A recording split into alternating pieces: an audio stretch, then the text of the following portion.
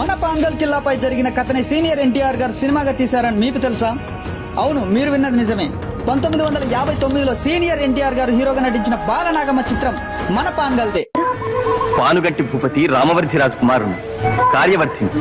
క్రీస్తు శకం మొదటి శతాబ్దం నుంచే ప్రాచుర్యంలో ఉన్న మన పానగల్ ప్రాంతం ఒకప్పుడు బానంగల్లు, పానుగంటి సీమ, పానుగల్లు పేర్లతో ప్రసిద్ధి చెందింది. కాలక్రమేణా అదే పాన్గల్ గా మారింది.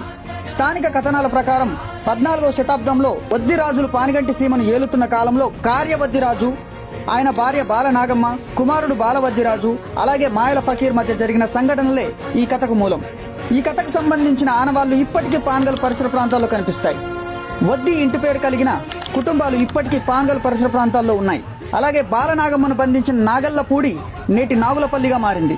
మాయల ఫకీర్ తన ప్రాణాలు ఉన్న చిలకను దాచిన ప్రదేశం నేటి మంచాలకట్ట సంగమేశ్వర ప్రాంతమేనని, అక్కడి సప్త నదులనే కథలో సప్త సముద్రాలుగా పేర్కొన్నారని తెలుస్తుంది.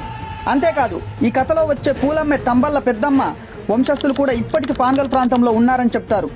చరిత్ర, జానపదం, స్థానిక సాంప్రదాయాలు కలిసిన ఈ గాథ మన పాన్గల్ ప్రాంతానికి ఒక ప్రత్యేక గుర్తింపును తీసుకొచ్చింది. ఇలాంటి మరిన్ని ఆసక్తికరమైన విషయాల కోసం ఇప్పుడే నా అకౌంట్ ని ఫాలో చేయండి. Thank you.